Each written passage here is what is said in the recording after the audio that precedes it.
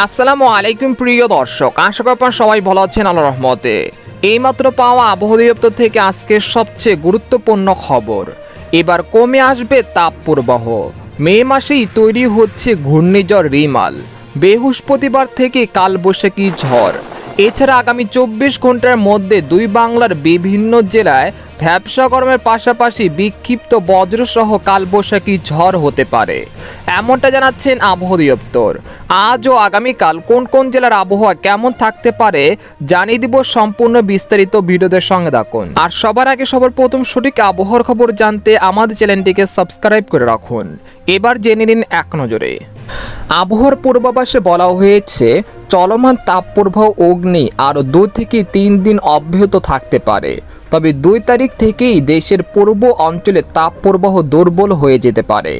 একই সঙ্গে আগামী 4 তারিখ থেকে সারা দেশের আবহাওয়া শীতল হয়ে যাবে বলে জানিয়েছেন বাংলাদেশের আবহাওয়া দপ্তর। এছাড়া গত 24 ঘন্টায় দেশের সর্বোচ্চ তাপমাত্রা 43 ডিগ্রি সেলসিয়াস ছিল চুয়াডাঙ্গায়। এই সময় ঢাকার সর্বোচ্চ তাপমাত্রা ছিল 40.7 ডিগ্রি সেলসিয়াস। এদিকে আবহাওয়ার আরেক সতর্কবার্তায় বলা হয়েছে আগামী 2 তারিখ থেকে দেশের উত্তর পূর্ব অঞ্চল অর্থাৎ সিলেট ও চট্টগ্রাম বিভাগে বজ্র বিদ্যুৎ সহ শক্তিশালী কালবৈশাখী ঝড় বৃষ্টি শুরু হতে পারে।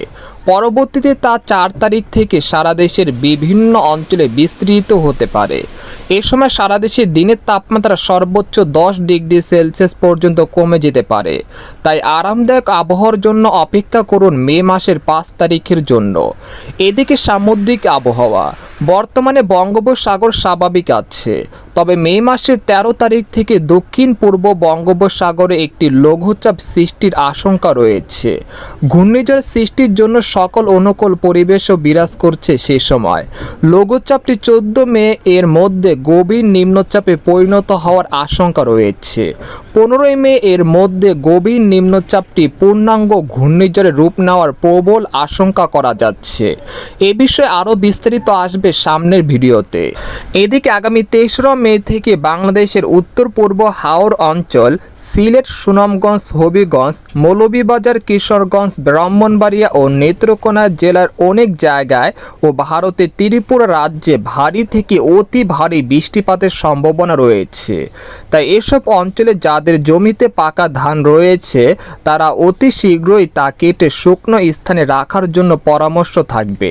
এদিকে বাংলাদেশে আবহাওয়া অফিস থেকে পাওয়া আজকের আবহাওয়ার পূর্বাভাসে আবহাওয়াবিদ মোহাম্মদ বজলুর রশিদ জানান, আজ সকাল 9টা থেকে পরবর্তী 24 ঘন্টায় চট্টগ্রাম ও সিলেট বিভাগে 2-1টি জায়গায় অস্থায়ীভাবে দমকা বা ঝড়ো হাওয়া সহ বৃষ্টি অথবা বজ্র সহ বৃষ্টি হতে পারে। সেই সাথে কোথাও কোথাও বিক্ষিপ্তভাবে শিলাবৃষ্টি হতে পারে। এছাড়া দেশের অন্যত্র অস্থায়ীভাবে আংশিক মেঘলা আকাশ সহ আবহাওয়া প্রধানত শুষ্ক থাকতে পারে। এ সময় সারা দেশে দিন এবং রাতের তাপমাত্রা প্রায় অপরিবর্তিত থাকতে পারে।